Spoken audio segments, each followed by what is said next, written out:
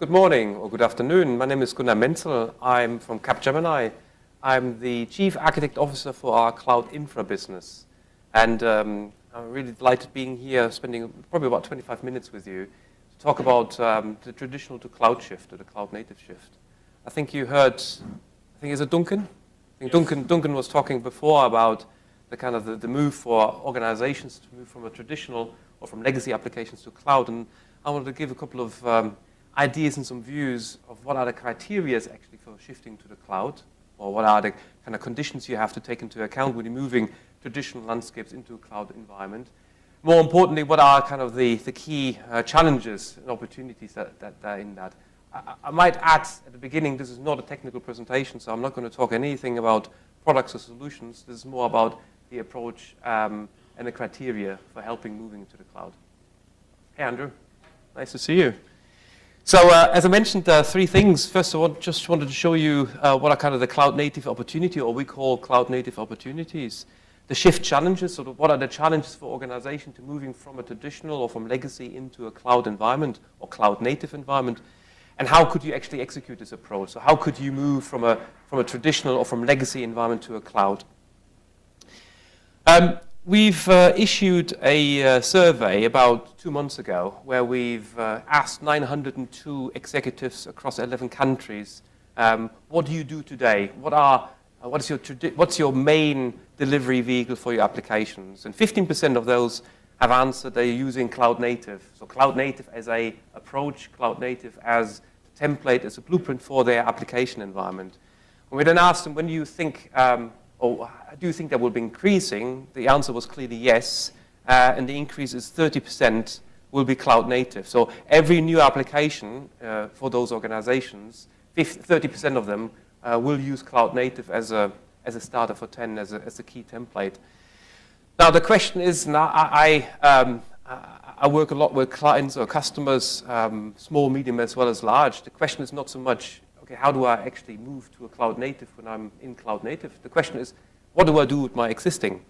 So existing landscapes, my existing, again, Duncan mentioned mainframe or Unix systems, more traditional IT. How do I actually shift this into the cloud?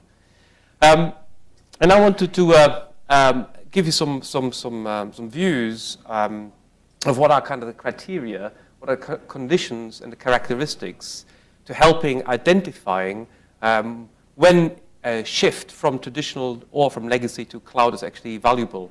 Because typically you see, obviously, the first criteria being technical, but there are many other criteria you have to consider before you lift and shift or you change an application into a cloud mode. Before I do that, obviously when I talk about traditional applications, there is a certain, so when I mean traditional, I mean a certain type of application, typically, or can be, these are just examples, client-server applications, two-tier applications. They typically are state combined, so the state is within the runtime of the application. It's typically an entire stack, so you talk about stack. You have the UI, your business application, your data, and your infrastructure in a component. And they are typically kind of developed, not quite true, but typically developed in the waterfall approach. So when you talk about traditional, or some people like to talk about legacy, I dislike the term legacy. I think legacy has a negative connotation. It doesn't mean they don't do their job. It's just that's the way we designed applications in the 2000s and earlier. When you then conversely look at cloud native, and for those of you who've seen the demo which Ben showed just half an hour ago, if you didn't attend Duncan's presentation, he talked about microservices. So when you nowadays talk about cloud native, what do you really mean, or to a large extent what you mean, is the blueprint of applications being developed, designed in a cloud-native approach. They have a certain characteristics. Give you an example. When you go onto Amazon.com, the Amazon.com application or website is based on microservices. There are about 21,000 applications within the Amazon.com website, and they all are considered as microservices. So gone are the days for cloud-native blueprints where you have an application sitting next to an application having UI and business logic as well as infrastructure built in. Microservices means that you have a number of components or criteria and services that are delivering the functional and non-functional characteristics. So if you go back to the first slide I showed you, I said that 15% of all new applications today are cloud native, and in 2020 there will be 30%. The question is, what do you do with this left-hand side? Do you leave them where they are? Do you leave your traditional 2-bimodal modes? Or, again, like User Duncan was saying at the beginning, or do you actually heave them or move them, transform them into a cloud native position? Now, that is a big question that a lot of customers are asking us, and I have some ideas, or I want to share some ideas of what are the criteria or the characteristics for which you can decide whether a move to a cloud native might be beneficial. So there are a couple of aspects that you need to consider. So consider when you're moving from traditional or from legacy to a cloud native footprint. First, of course, you need to have a business case. So when you're moving to cloud, cloud is not a solution. Cloud native is not the target for an organization. Cloud, like DevOps, is a means to an end. It's a vehicle to help you maybe to increase the agility or flexibility. So when you are considering moving from a traditional or from a legacy environment to a cloud native environment, of course, you have to have a business case. Second, you need to consider, particularly when you have a large organization that has, say you have 50% or 60% legacy or heritage or traditional IT, and then you have cloud native applications. To a large extent, your business users, your customers, will be using both against kind of a business case or a business use case. So you can't see these applications in isolation, meaning that if you're moving one application out of traditional into cloud native, you also have to consider the residual components that are maybe staying on premise. The third, obviously, security. When you're moving applications in cloud native, typically, not always, it means or could mean that you move it into a public cloud provider. And of course, when you're moving data from on-prem with your own controls or security controls to an off-prem, you have to consider security-related aspects. Networking sometimes gets forgotten, particularly when you have heavy intensive interactions. Assume you have an ERP solution that's traditional. You decide to move it into a cloud native mode. You have to consider the latency and the bandwidth requirement that your customers will still have if you don't change the business process of consuming these applications. Data and application integration. Again, if you have an environment which is mixed between cloud and traditional, and you move some of the traditional into the cloud, you have to consider integration-related aspects. And some transformation into a cloud native from a legacy or from a traditional environment can fail because you maybe, or because people maybe have seen it in isolation or have designed the solution in isolation without thinking about data and application integration. CI/CD, SDLC, so your life cycle, you need to consider if you're moving applications that are within a portfolio of things within your business landscape. If you move that into the cloud, you need to consider the change release and change management. And to a large extent, cloud is not cloud. If you move to a public cloud provider, each public cloud provider, like Amazon, like Azure, like Rackspace, like others, if you sort of use a public cloud provider, have different implementations. So if you want to move your application into a public cloud platform, you have to consider that from an architecture and from a technical perspective. And last but not least, and that's a large part for the last 15 minutes of my short presentation, is the people-related shift. So when you're moving from traditional, so the slides I showed before, where you had traditional landscapes, two-tier architecture, or applications that have been designed in a traditional way into a cloud mode, technology is a big driver. Technology will change, but a large amount of change is also applied to the people side. We asked in the, so when I showed you the survey at the beginning, when we asked those 902 executives across 11 countries, what do you do in your environment with cloud? When they answered 15% of our applications are cloud native, we also asked them the question of what stops you to increase that to 20% or to 30% or to 50%. And it's very interesting because when you ask people what stops you from moving to the cloud, to a large extent you would have thought it's technology that stops them. It's the incompatibility between technology or the technology stack itself. But to a large extent, the top two issues or problems that people see when moving to the cloud is actually the skills and the cultural challenges. Again, Duncan mentioned this the kind of the people-related aspects when you move into the cloud or when you're using DevOps or agile approaches cannot be understated, and it's very important when you are moving from traditional, from legacy to a cloud mode. So let me focus on that a bit more. When you think about people, so the people shift from moving from a traditional, from a legacy environment to a cloud environment, you can have a look at, or should look at 3 dimensions. The first dimension is the skills. So the criteria or the characteristics of an individual that is required to, I guess, almost to survive in an agile or in a cloud environment. The second thing that we sometimes focus a lot on, the SDLC, so your solution lifecycle. If you move traditional to a cloud-native environment, your staff or the people who work within this environment have to understand how agile or DevOps, conversely to waterfall, of course, works. And the third area is the technology side. So you need to shift up. You need to understand that when you move to a cloud platform, you don't necessarily anymore build your own infrastructure capabilities. You're going to reuse those capabilities as a service. So when we looked at the outcomes of the survey that I mentioned before, it was very interesting to see, as I mentioned, that the third dimension, the technology stack, was actually not the main inhibitor for moving to the cloud. The key one was actually the first one. It was about getting people to innovate, to be a learner, to solve problems, to be a risk taker, to collaborate, to be more sector specific and have more presentational capability. When you look through these key aspects, so the innovation, the learning, the solving, so these are all soft skills or soft skills related aspects that you need to develop further when you want to successfully move to a cloud capability. And the reason for that is because cloud, as I mentioned before, is a means to an end. Cloud is not the solution, but cloud gives you the ability to improve collaboration. Cloud gives you the ability to collaborate, to be more agile, to be more flexible.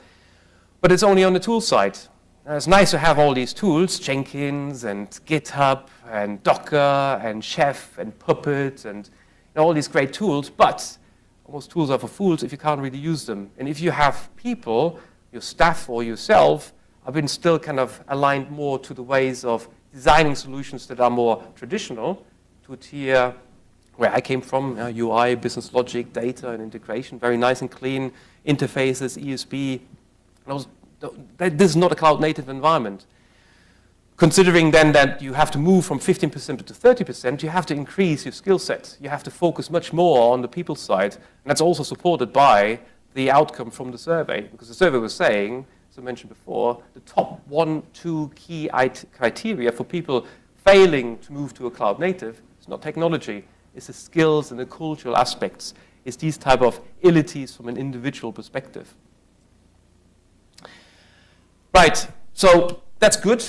So you said that's all a bit of consulting maybe speech or a bit of people speech, but it's really important to actually consider the people change element plus the 11 elements or the 9 elements, sorry, that I showed you at the beginning. So the business case down to the people. You have to see those criteria or characteristics in total if you want to make success or successful move from a cloud, from a traditional legacy environment to a cloud native environment. And as you know, all of us, particularly when you come from enterprises or from an organization that has a long heritage in IT, there's still today 80% or 75% of traditional landscape, and in 2020 there's still 60%. So we will still have to live with traditional and legacy environments. The more important it is actually to focus on the right areas to improve, to help to improve or to increase the speed of moving to cloud native. And for us, and this is a summary, some of the points that also were made in the white paper that I showed before, or the research that we showed, there's some ideas or maybe some solutions to help organizations to make this shift. So shifting from legacy, from traditional to cloud. And it's all about really understanding, having a clear approach to moving to the cloud, realizing it's not just the technology side. Moving to cloud native is not just moving to a Docker or moving to Azure, moving to a Amazon. It is also about changing your folks or your people across the solution lifecycle, enabling them to be more innovative, enabling them to be more collaborative, maybe using approaches like in DevOps, pod structure, for instance, to help them to work more closer together.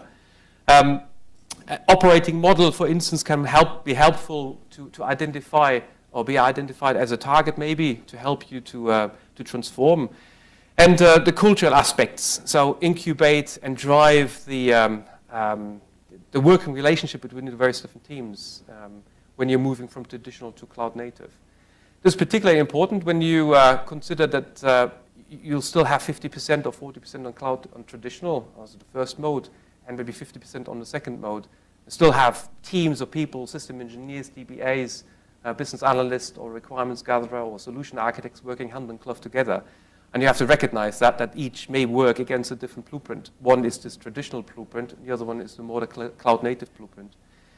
In our view, in Capgemini's view, the technology aspects, as I mentioned before, is very important, but for us, we focus a lot, particularly when we're working with clients helping to do or execute the shift, to actually address all these three dimensions. So your SDLC, so the solution lifecycle, the technology shift, of course, shifting up, so from your infrastructure actually into the application.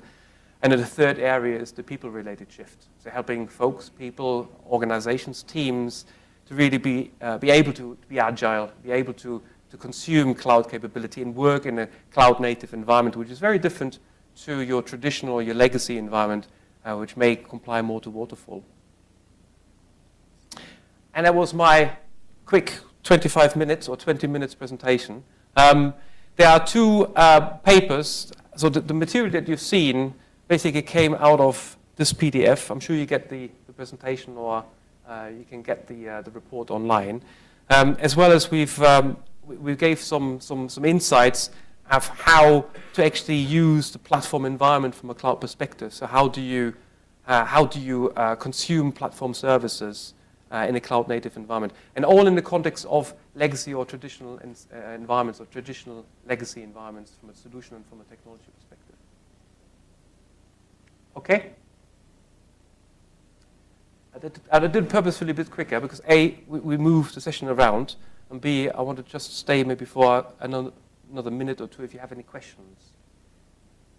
So I think it was quite important.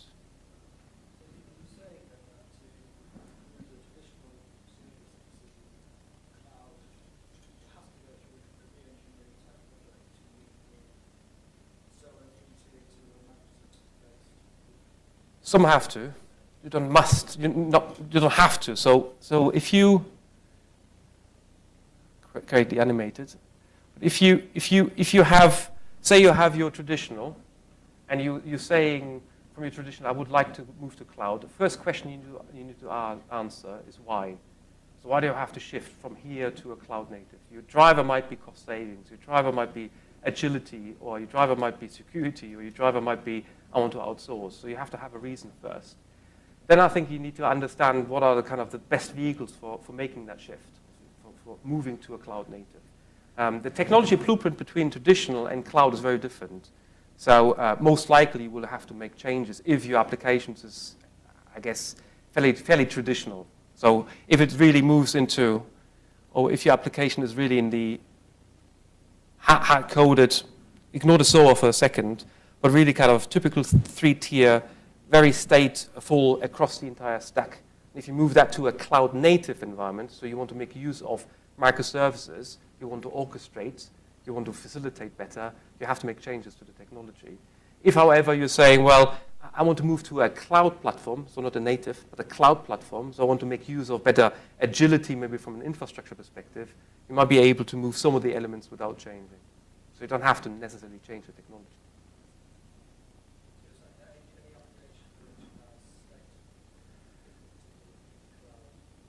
State across the tiers. So so cloud native. So I mean the native part, which is all about having a new blueprint. So you're moving away from SOA or from your some monolithic applications to something that has many different components, that has stateless capabilities that you use within a certain context of an application. So So you really need to look at the application blueprint and see how it's currently constructed, see how you need to change it to make use or take benefits from a cloud platform, cloud deployment. If you then want to move to cloud native, native really means it's born in a cloud. It doesn't have the kind of the point-to-point interfaces, the kind of stateness inside. It's something that exhibits to the outside. So it's a different blueprint, a different technology.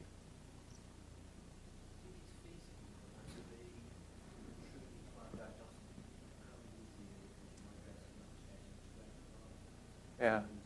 So the question, I don't know whether you heard it in the back, was how much can you be cloud agnostic? You mean cloud agnostic in terms of provider, public cloud agnostic? I think you can try to be abstract as possible. So I mentioned before, if you move say you have a Linux distribution, so you have a Linux operating system and you want to move that to Azure or to Google or to Amazon, you have to have a change to the operating system, to the way you construct these components. It's very hard today to be truly agnostic. So it's very hard to just I have an image and I can deploy it anywhere in the world on any cloud provider. It's not impossible, but it's very hard to do. There are ways of abstracting even that from your cloud providers. So in this one paper that I showed right at the end, there are some solutions of how to tame the cloud platforms. So we're talking about taming the inconsistency or the incompatibility from a cloud provider perspective in the public cloud sector. So if I were to fast forward on the last slide, the right-hand PDF is a paper that we issued at the beginning of the year, which discusses how you could best protect yourself against vendor lock-in. So we always talked about CIM, ERP, vendor lock-in in the 1990s and the 2000s. We did a package selection process to make sure that you were not locked into Oracle or into SAP. Today it's the same with cloud. So if you move to a cloud provider, you have to be fearful of being vendor locked in. And you ideally should do a vendor selection because cloud isn't like cloud. They all have their own APIs, they have their own platforms, they have their own orchestration layer, they have their own interfaces, their own UI. And if you choose a Google to an Amazon, to an Azure, to a Rackspace, and there are thousands of them, they're all different. And that's quite surprising to some because, of course, you hear in the market, you hear the press, cloud is easy, because you just forget everything. It's like a bit, you jump into a car and you ignore the engine. You cannot ignore the engine, it's still there. It will still have a gearbox, there's still pistons in there, it still needs petrol, well, at the moment, maybe electricity sooner. But it's still the same concept, and in cloud it's the same. It's still compute, storage, and network, and there's an abstraction layer across. More importantly, of course, if you move from traditional to a cloud, so say you had an application that you've been designing or you designed 15 years ago, you've been running for the last 12 years, and you say, well, I would like to move to the cloud. Assuming you answer the question to why you want to move to the cloud, the move to this cloud platform could actually be, again, hard coding you into that platform. So you maybe come from something, you say, well, now I move away from SAP, or I move away from Capgemini, or move away from somebody, I move to a public cloud, actually sign a new contract, and you have a new lock-in. So it's very important to consider this as part of the consideration when you move from traditional to a cloud platform. Andrew?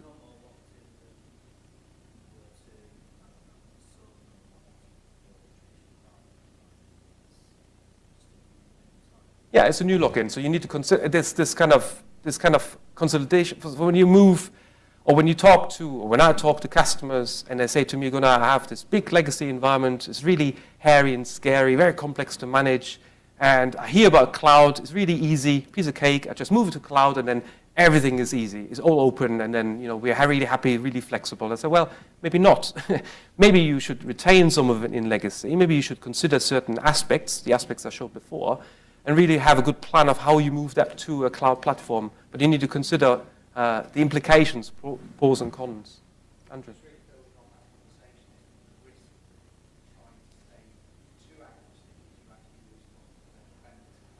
Absolutely, yeah. Yeah. Yeah.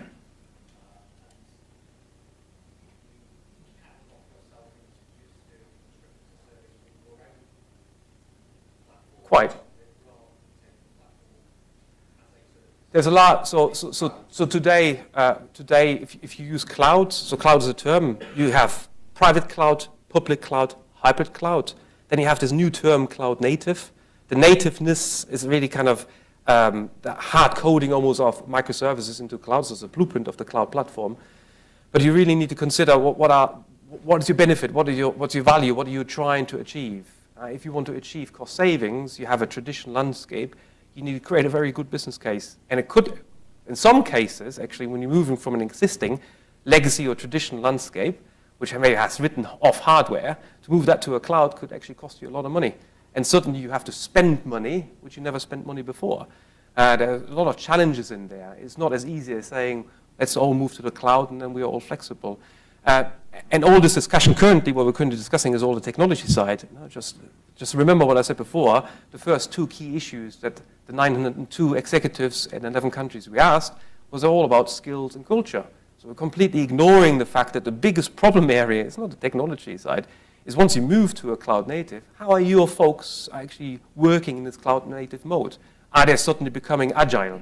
Are they suddenly becoming Scrum Masters? Are they suddenly becoming the ability to drive in not a waterfall environment anymore, have the ability to understand microservices, have the same kind of blueprints, and being innovative as well. So you need to consider those two key things that are really important, the technology and the people side. One more question, maybe? So where's the typical point on the journey that the customer comes unstuck? Becomes unstuck. Yeah, that they hit problems and the realization of this doesn't work. Okay, so number of examples. So I typically work client-side. So and I've just finished an assignment, and this big client has moved a number of applications into a cloud mode, not cloud native, but into a cloud mode. Basically, it's an infrastructure as a service with orchestration around, self-service, a clear cost catalog, price catalog, almost like Amazon.com. And once they moved it, of course, they wanted to maintain it, and they wanted to enhance it. And the folks that I had before supporting the same kind of application that was on a traditional landscape, there was an SAP implementation, which they decommissioned, they wanted to shift them onto the new ones. They say, okay, you used to use ECC or ERP, now you're moving to cloud. It's all easy because it's all hands off, and you have to maintain it in this way. And I really realized that it didn't work. They had more P1s, more outages. The delay was increasing from moving from requirements gathering to implementation, because as soon as they moved into building and enhancing, they really struggled. Struggled in terms of getting the people to work together. So they're starting to realize at that point, says, oh, we focus a lot on the technology transformation. Had a very, very smooth implementation. Technology was perfect. However, they ignored the people change. So they ignored the fact that along with the technology change, you need to also transition, transform, and change the people.